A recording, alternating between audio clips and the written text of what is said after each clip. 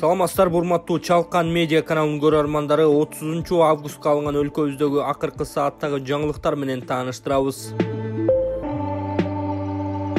Талас университетинин ректору коррупцияга шек саналып кармалды. Улуттук коопсуздук комитети Талас мамлекеттик университетинде коррупциялык схема аныкталганын билдирди. Атайын кызмат тараткан маалыматка ылайык аталган окуу жайдын кызмат адамдары бюджеттик акчаны мыйзамсыз пайдаланып келген көрүнүш аныкталган.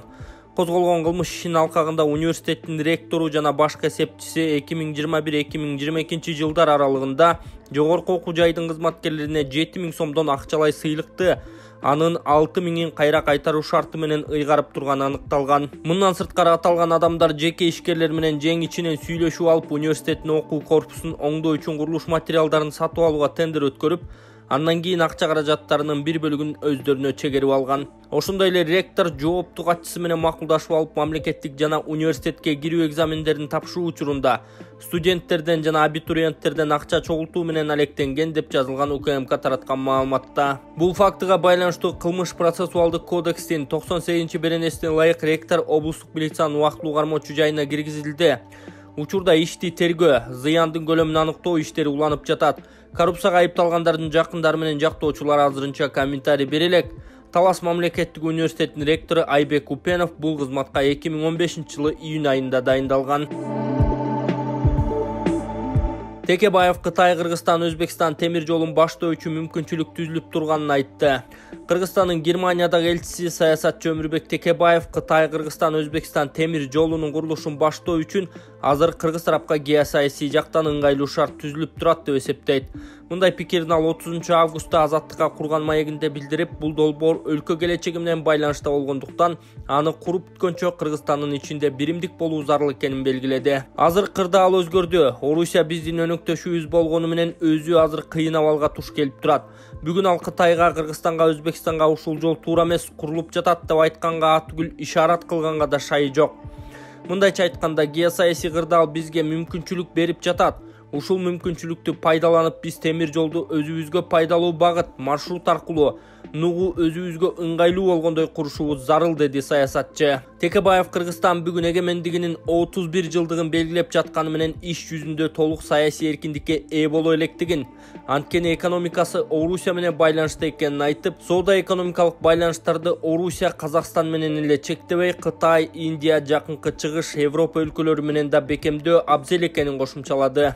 Саясатчы белгилегендей, буга чейин темир жолдун курулушун Орусия ар кандай шылтоо айтып жактырбай келген, Кытай да анын көзүн карап турган. Дээрлик 20 жылдан бери талкууланып келе жаткан темир жолу боюнча чечим кабыл алынбай келет. Негизги келишимге Шанхай кызматташтык уюмунун сентябрда өтө турган саммитинде кол коюлары айтылууда. Сокенин макамы алынса, биротоло чет өлкөгө качып кетпейби? Президенттик мөөнөтүн аягына чейин өтө албай калган Сооронбай Жээнбековдун артынан бир топ кылмыш иштери келечекте козголору алдыртан болжолдонууда. Коррупция, рейдерлик басып алуу, пандемия убагындагы шалаакылык, элдин кырылганы, кой таш коогалаңы, октябрь төңкөрүшү жана башкалар жоготуулар боюнча жазага тартылабы? Коомчулукта Сокенин өзгөчө макам алынышы керектиги ар дайым талкууланып, көпчүлүктүн кыжырдануусун кайнатып келе жатат. Депутат Жеңиш Токторбаев дал ушул маселенин үстүнөн иштеп, мыйзам долбоору аркылуу экс-президенттерге карата жасалган артыкчылыктарды жоюу таризинде аракеттин көрүүдө. Ал бир курдай жогорку кеңештен Сооронбай Жээнбеков Каракулжага барып, кой кайтаруусун сунуштаган. Резиденцияда жатканга акысы жок экенин баса белгилеп, сыягы күрдөөлдү күз менен бул жааттан жаңылыктар козуйт окшойт. Соке биротоло чет өлкөгө качып кетпейби деп жазган Аргумент Кейжи сайты.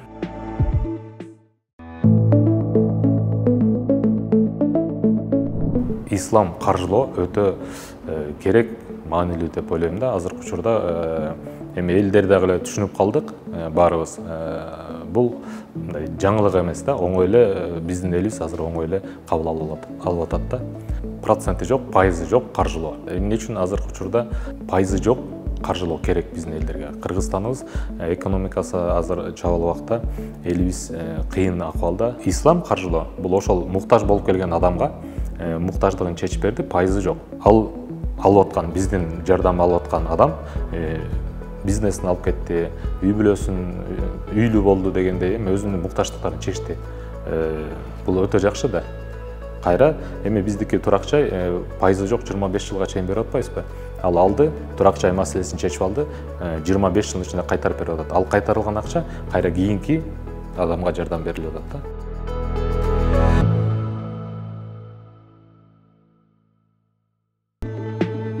Бишкекте эгемендик күнүн белгилөөгө 2 миллион сом сарпталат. Кыргызстандын көз карандысыздыгынын 31 жылдыгын белгилөө иш-чараларын уюштурууга Бишкек 2 миллион сом каражат сарптайт.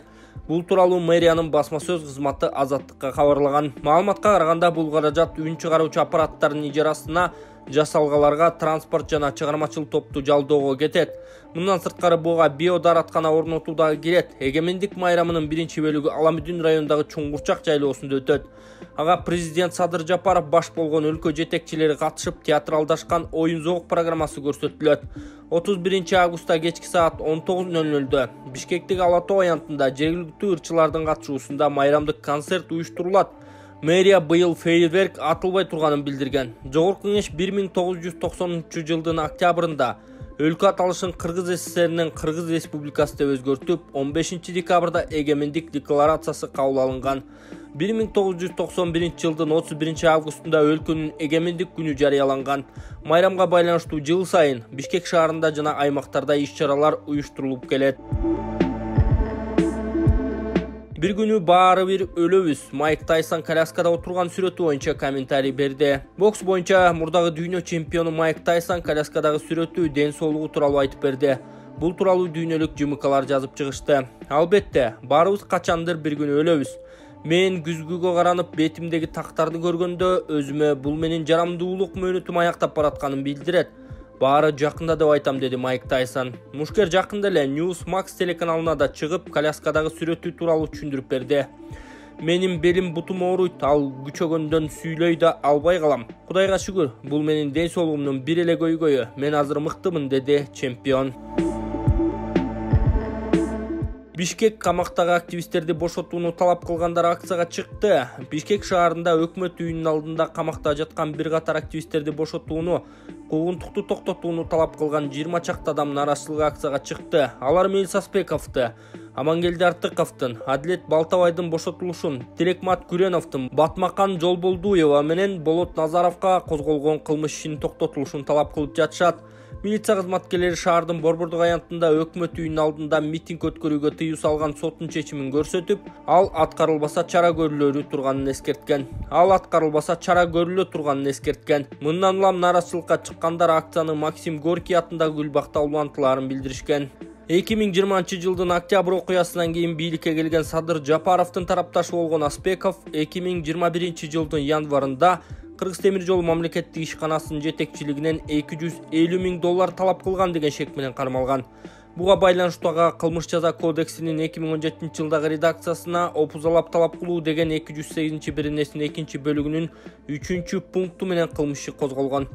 Кийин ал ишке $15,000 мыйзамсыз алуу жана Кара-Балта шаарында батирди кайра сатуу деген айып боюнча ошол кодекстин алдамчылык деген 204-беренесинин 3-бөлүгү кошулган. Быйыл 23 мартта 1-Май райондук соту Аспековду күнөөлүү деп таап, опузалап талап кылуу беренеси боюнча 6, алдамчылык боюнча да 6 жыл чегерип, жалпылап жыйынтыктаганда жалпы режимдеги колонияга 7 жылга эркинен ажыратуу өкүмүн жарыялаган.